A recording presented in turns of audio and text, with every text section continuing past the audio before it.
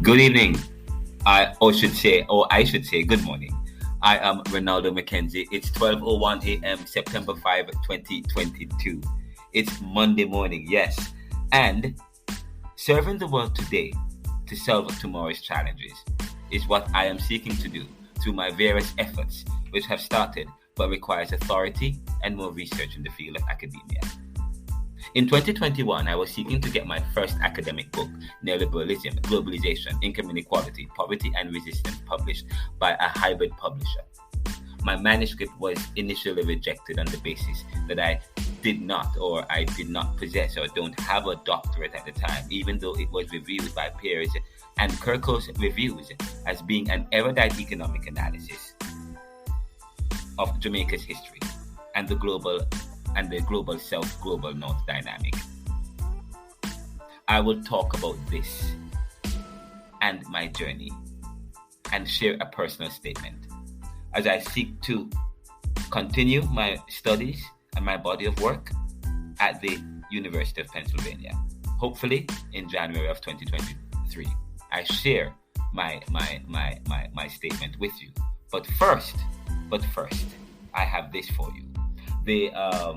I was somewhere in Philadelphia sometime this weekend. I think it was Saturday, and I met up with some young people who are trying to get zoning for their dance and performance arts studio. It's called Iconic Performance Arts, and they're in Germantown, and they need at least 4,000 studios. I interview them, and I invite you to listen to that. And right after that, you will hear the presentation for today, serving the world today to solving tomorrow's challenges. It's quite powerful and profound.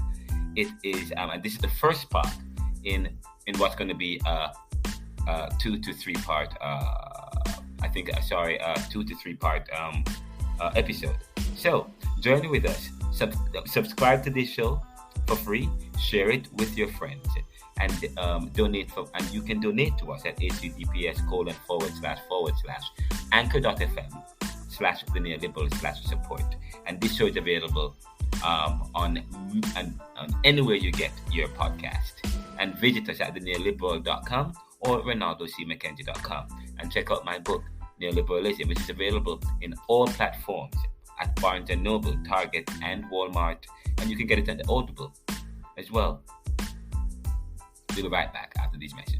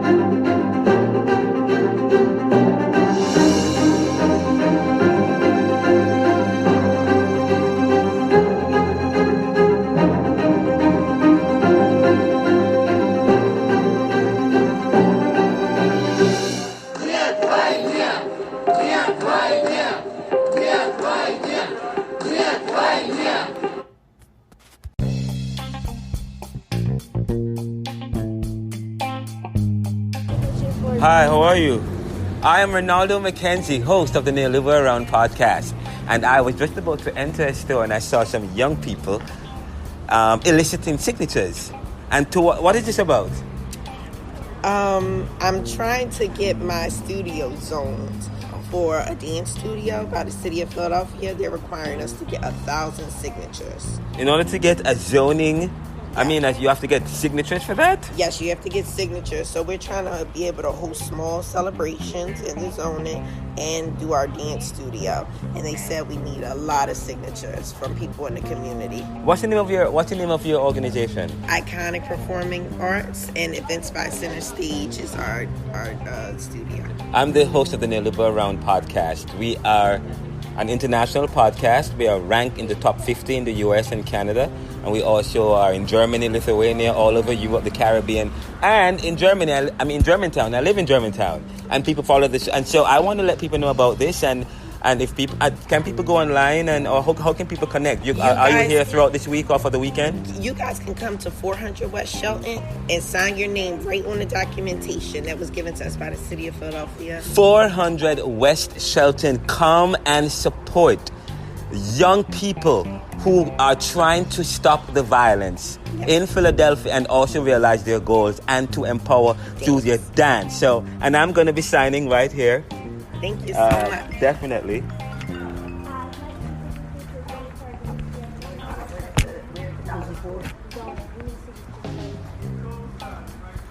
We stand over here for a bit. No, thank you, Milan. We're trying to get zoning for our dance studio around the corner. And we just need as many signatures as we can get. Thank you so much. Would you like the sign too? For us. Thank you so much. Do we have a lot of performing arts school in Philadelphia that caters to things like this? Not really. I mean, not really. But yes. we try our best to cater to the children, and we have open registration as well tonight from 4 to 7. 4 to 7. All through the week. We have. Would you like a? Yes, please, because I will bring. Hold on, it might be under. It's under here. This is positive and this is good. West Shelton. 400 West Shelton. Guys, support your local community initiative and what they're trying to do. So this is good. And we will talk some more about this, and we may maybe take a trip down there, but we will probably explore this some more. And we do have a flyer. And what is your name? Leah. And how are you associated with this group? I am a family member of the owner. Or the family member of the owner. So, listen. Her name is Shantae Dowdy. Shantae Dowdy. Educating, engaging, and empowering our youth through the arts. Why choose Iconic? Affordable pricing, weekday and weekend classes, winter and spring recital, free t-shirt with registration, professionally trained staff, bi-monthly tuition payment schedule, family-oriented environment, healthy and positive reinforcing atmosphere, extracurricular social programming, online parenting, and you register today. And they also provide ballet, tap, jazz, modern, hip-hop, tumbling, theater, adult dance, and fitness. Visit them at www.iconicpaa.com. Their phone number is 484-466-6449. The Iconic Performing Arts at gmail.com. You can email them at iconicperformingarts@gmail.com. 400 West Shelton Avenue, Philadelphia, PA 19144. And hopefully we'll get an opportunity to talk with the owner. I'm Ronaldo McKenzie of the Neoliberal Round podcast. We'll be right back after these messages.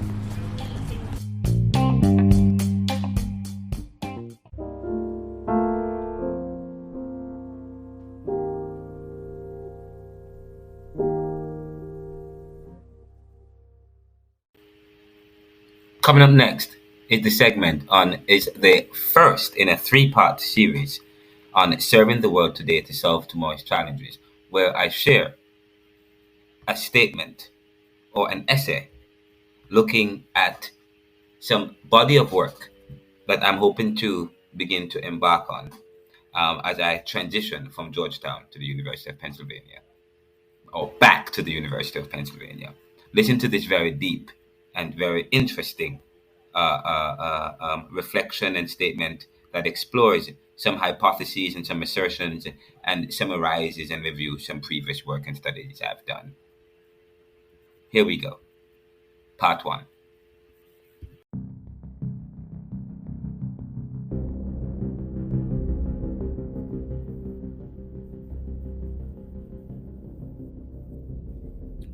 Serving the world today to solve tomorrow's challenges is what I am seeking to do through my various efforts, which have started but requires authority and more research in the field of academia. In 2021, I was seeking to get my first academic book, Neoliberalism, Globalization, Income Inequality, Poverty and Resistance, published by a hybrid publisher. My manuscript was rejected on the basis that I do not have a doctorate, even though it was reviewed by peers and Kirkus Reviews as being an erudite economic analysis of Jamaica's history and the global south, global north dynamic.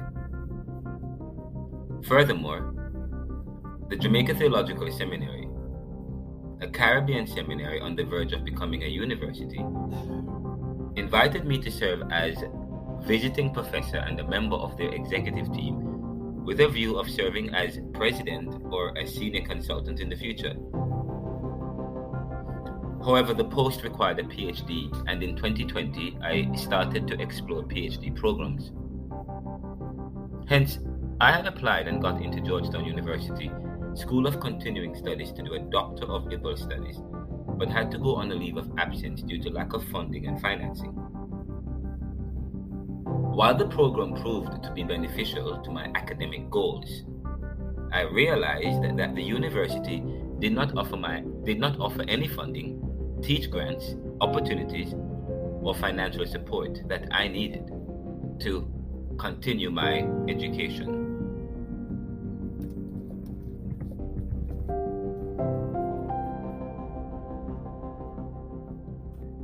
Moreover, the university has a conservative bent and slant that at times stifles its liberal school's thinking and exploration, which clashed with my post-constructivist, critical, postmodernist and liberal views and methods. In addition, the university is in DC and I reside in Philadelphia, and commuting was becoming burdensome. As such, I decided to explore other PhD programs where I could benefit from funding, support, and any opportunity to teach and develop my academic writing and authority in the field. In doing so, I had recalled that Professor Rita Barnard, who is a tenured professor in the Department of English at the University of Pennsylvania and editor of Nelson Mandela's Memoir, who had advised me on my previous research at the University of Penn, had recommended that I explore a teaching career at Penn, as the school would benefit from a West Indian voice and perspective.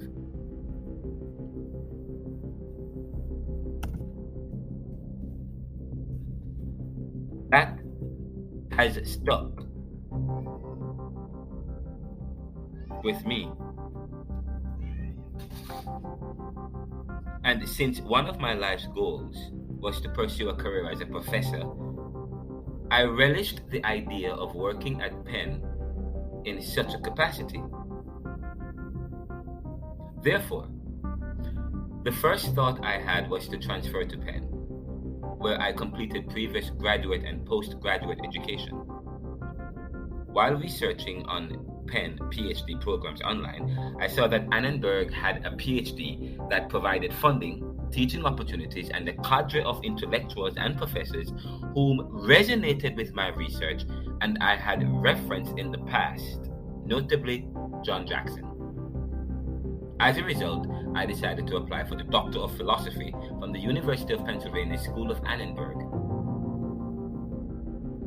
as it would help to not only position me and my company and efforts to take the next steps in realizing our goals, but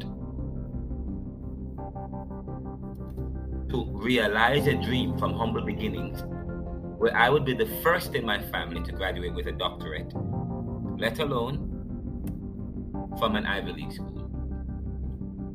The story of my life is a story of hard work and struggle, with faith, determination, and a passion for people. In order to serve the world today, to solve tomorrow's challenges, it is the aim of my company, which is a think tank, social and digital media, news commentary, research, publishing and web development, grassroots organization, tasked with making popular what was the monopoly, which is the aim of communication. Hence, I was able to develop a podcast which hosts weekly shows on issues in the news and society as it relates to power and issues of human values and ethics.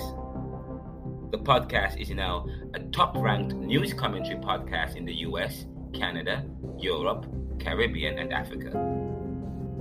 The Neoliberal Corporation, which I started in 2021, engages the news by providing researched information to our audience so that they can make decisions that better their lives or that challenges the power brokers in such a way that keeps the scrutiny and pressure on leadership to mitigate against corruption and manipulation of information to realize a strategy geared towards reducing abuse of power. Recently, we learned that the Kremlin and Putin provided disinformation to its citizens and blocked their ability to access free and balanced news devoid of government intervention or devoid of government misinformation as a way to control a narrative that justifies war and the abrogation of another people's rights and freedoms. Nevertheless, it is the responsibility of news and those who are provided with the skills of critical thinking and information who must stand as bastions of hope for the populace.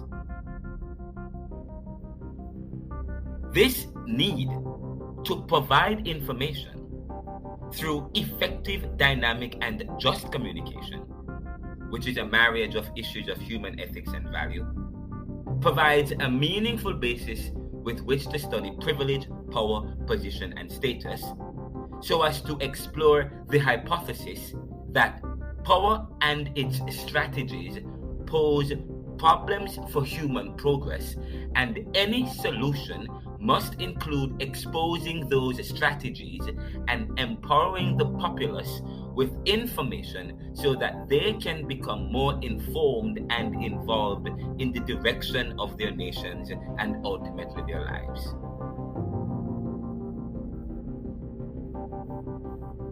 As such, I am not only seeking to complete a PhD degree from Penn, but from the Annenberg School of Communication, which is a top-ranked school with an illustrious history of developing and helping to facilitate minds bent on utilizing the art of information and communication to effectively transmit one's abilities, training, and intellectualism, or body of work, to advance the human race towards reaching its zenith.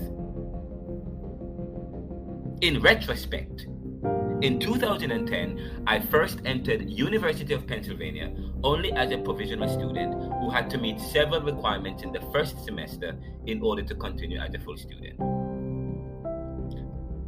I was able to meet those requirements and even completed an advanced master's after that at Penn in philosophy. Now, if I am accepted at Annenberg, it wouldn't be my first time sitting in the halls of the schools. As in 2011, I had the pleasure of working with distinguished professor of economics at the Annenberg School at the time, Dr. Waterlit, who served as an advisor to my Master's of Philosophy thesis, which I will publish as the second edition of my first book on neoliberalism. The second edition is entitled Neoliberal Globalization Reconsidered, from the 1900s or the 1960s, I apologize, from the 1960s to the American recession and beyond. This book and study continues my interest in the socio-economic effects and consequences of neoliberal globalization and an analysis of the social, political, and activist response to its power. In fact, I benefited from several professors at Penn and at Annenberg while at Penn in 2010 to 2013 and explored John Jackson's book Harlem World with Professor Philippe Bourgeois, who was one of my professors at Penn and served as anthropology director at the museum. It was John Jackson who influenced me to write my first book, looking at my community and its diaspora, but exploring the issue of behavior and attitudes as a direct response to colonization. I hope to go further, looking at human ethics and human values and its relationships to power. And John Jackson, who is currently at the Annenberg School, may prove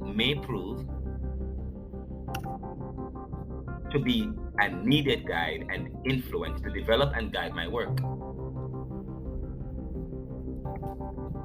Moreover,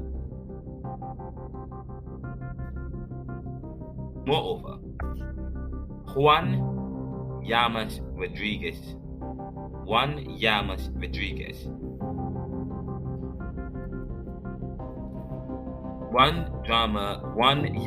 Rodriguez, and I'm here editing this particular essay as I present it to you.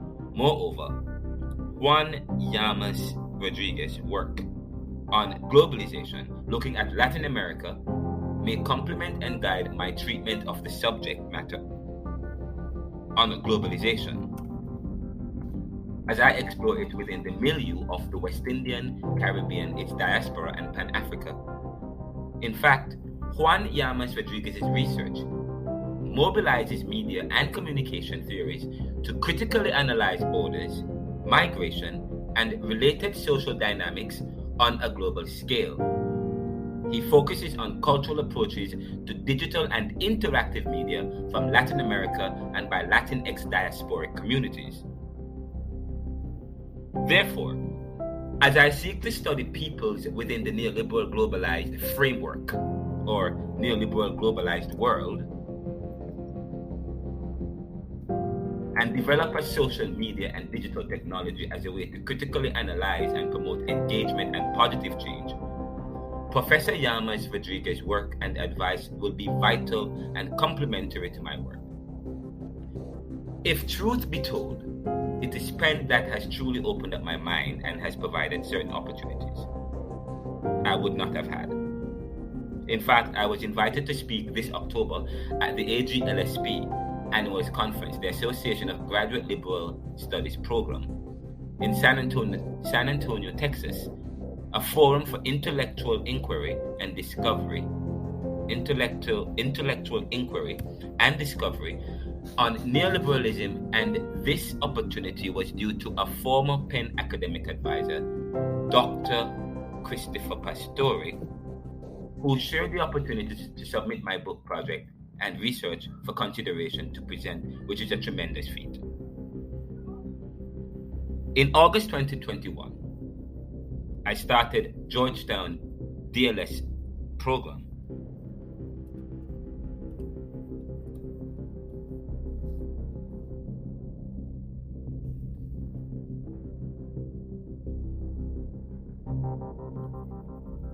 And while at Georgetown, I developed an interest in power.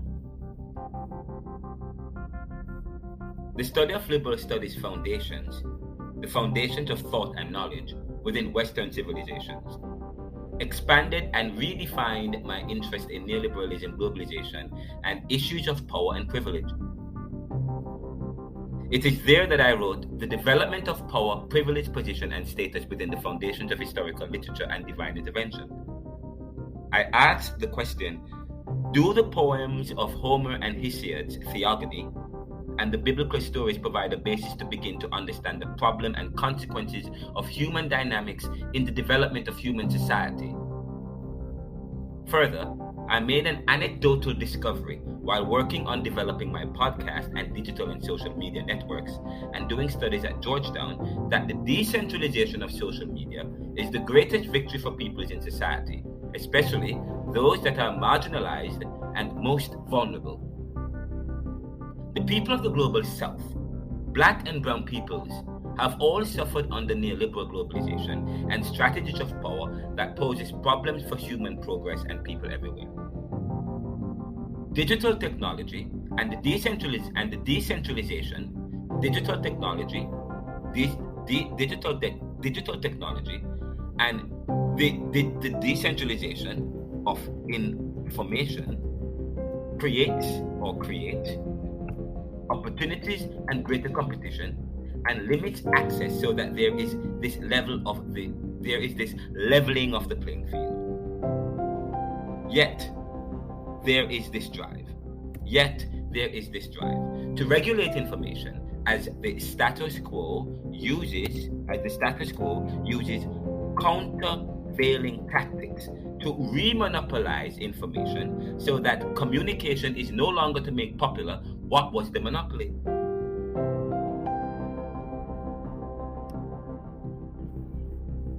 So, I will explore the question, is social media the greatest victory for masses and social movements that will upend strategies of power by the status quo? In retrospect, we concluded our analysis of neoliberalism, Book 2, stating that neoliberal globalization has created income disparities within and across countries and regions and deepened the realities of poverty for marginalized and vulnerable peoples in the world. We have said that poverty and income inequality are acceptable, but up to a certain point, according to the UN and economists, because poverty and inequality can cripple societies and create unwanted immigration as people flee to other countries and chronic crime and violence, which studies have correlated with poverty and income disparities. Almost all countries and peoples who experience poverty and are at the bottom end of globalization are dealing with crime and violence, hunger and poor health. Communities such as Kensington, Philadelphia, North Philadelphia, Detroit, Haiti, Jamaica, etc. These places have one thing that is common: more black and brown peoples or poor peoples with low educational outcomes, poor health rates and income disparities, so that these places are experiencing higher levels of crime and violence and higher health-related issues compared to other places and peoples. What we had concluded from previous analysis of the effects of neoliberal globalization on the global south and vulnerable peoples of the world is that power poses problems for human progress and society as a whole. The global justice movements, Black Lives Matter movement, civil rights movements, and other social movements all have one thing in common: they start but never finish and become corrupted by the system they are fighting themselves. Further, violence has not upended the plights of the most vulnerable and oppressed people of the world, and countervalence tactics from the status quo, which are entrenched in systems, serve as an obstacle to their plight, especially when these movements face law enforcement who work for the status quo. Moreover, violence on top of violence creates more violence, which was evident when on January 6, a group of white extremists embarked on a mission to overthrow the US government and referenced as a rationale for their insurrectionist tactics that they were using the same violent means Black Lives Matter movement activists were using during the US protests against the killing of George Floyd, Breonna Taylor, and other black and brown peoples. But as we move into the tectonic age, information and the control of it is becoming the avenue for which social movements can stake their greatest claim and launch their most lethal strategy to realize equality, justice, and equal opportunity for all. Again, I will say this again. But as we move into the tectonic age, information and the control of it is becoming the avenue for which social movements can stake their greatest claim and launch their most lethal strategy to realize equality, justice, and equal opportunity for all. The decentralization of social media is the greatest victory for peoples in society, especially those that are marginalized and most vulnerable. The people of the global south, black and brown peoples, have all suffered under neoliberal globalization and strategies of power that poses problems for human progress and people everywhere. Digital technology and this decentralization create opportunities and greater competition and limits access so that there is this leveling of the playing field. Yet there is this drive to regulate information as the status quo uses countervailing tactics to remonopolize information so that communication is no longer to make popular what was the monopoly.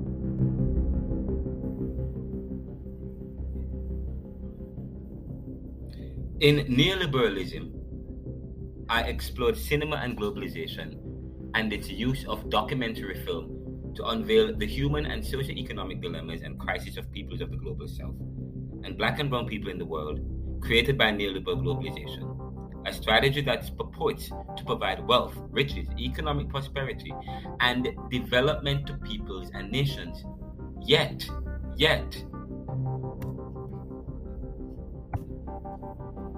it has done the opposite. Continued the creation and maintenance of an uneven world based on rules that govern the many over the few. Decolonization, independence, and civil rights have not guaranteed real change to the oppressed, and we have questioned the independence and freedoms of people whose freedoms were gifted to them. Jamaica Kincaid and Stephanie Black. Jamaica Kincaid and Stephanie Black. And Stephanie Black's film, Life and Death.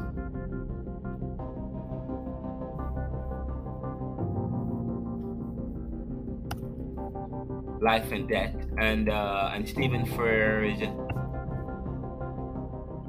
Dirty Pretty Things.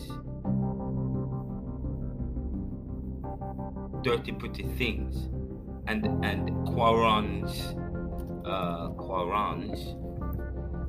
Children of Men.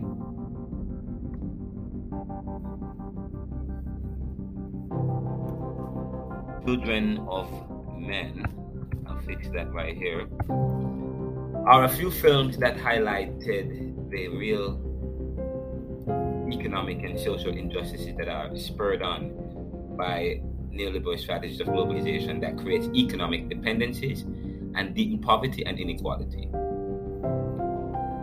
Progress is marginal and change seem to be revisions of positions and strategies of power so that the victories of marginal men and women once colonized are few and in between, limited by affirmative action, but de jure factors with subliminal de facto factors continue to be present.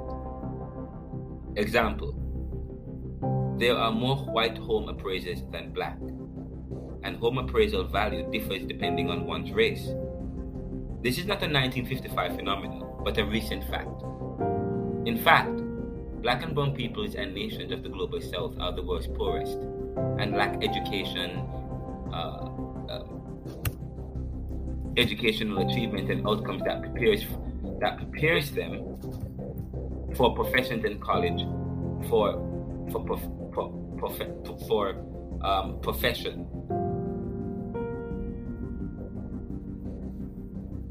for lucrative profession and or college success. Let me say that again. In fact, black and brown peoples and nations of the global south are the world's poorest and lack educational achievement and outcomes. For preparation for a lucrative profession and college success. During COVID-19, the disparity between white and black people, I should say, and those of the global south and the global north were even more evident. Media has proven to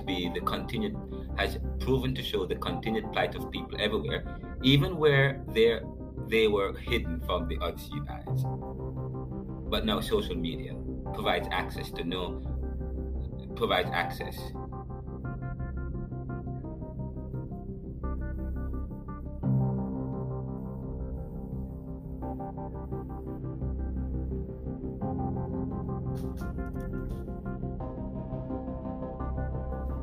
Information and reveals the hidden realities of peoples everywhere, and serves as a tool to advance economically,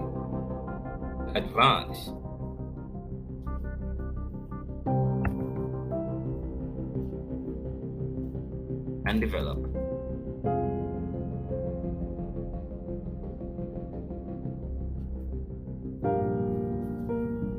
masses.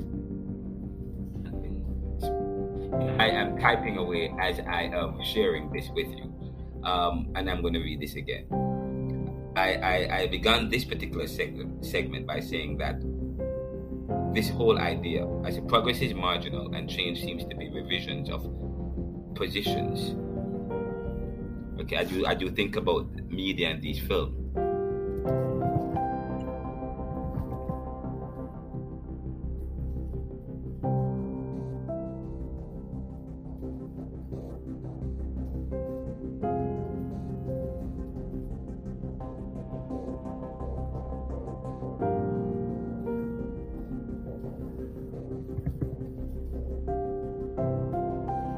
So, as one reflects on film and media, the message is clear that progress is marginal and change seems to be revisions of positions and strategies of power, so that the victories of marginal men and women once colonized are few and in between, limited by affirmative action, but de jure factors with subliminal de facto tactics continue to be present.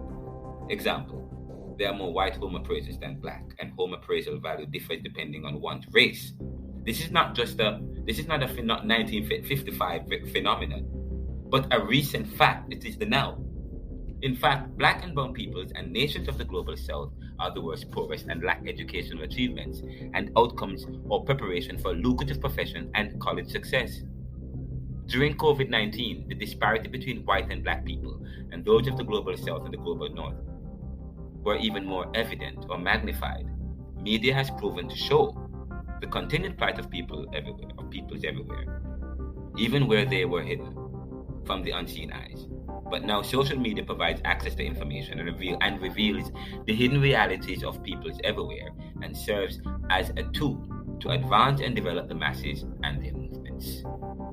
This conclusion, which stems from this study of neoliberal globalization considered and my previous work on neoliberalism, will bring us to another study on privilege, power, position, status, and secrets to unlocking divine intervention. The study will be a compendium of several perspectives on power that purports to examine how the status quo uses strategy to extend, establish, or maintain power, which then poses problems for human progress. The study will be interdisciplinary, but benefits from the discipline of liberal studies and liberal arts, lifting up issues of human values and ethics. We will consider and make conclusions about the foundations of knowledge and the hegemony of faith as we present our analysis, looking at how power poses problems for progress and exploring solutions to these, such as the use of social media and digital technology.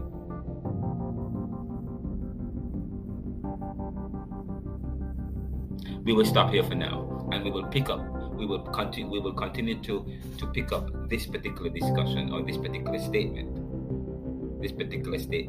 this personal statement, which explores my studies, my rationale, my influence, my academic journey, beginning at the University of Pennsylvania in 2009, and looking at my research interests and the direction of my research interest as you journey with me to develop this body of work which speaks to serving the world today to solving tomorrow's challenges and making popular what was the monopoly.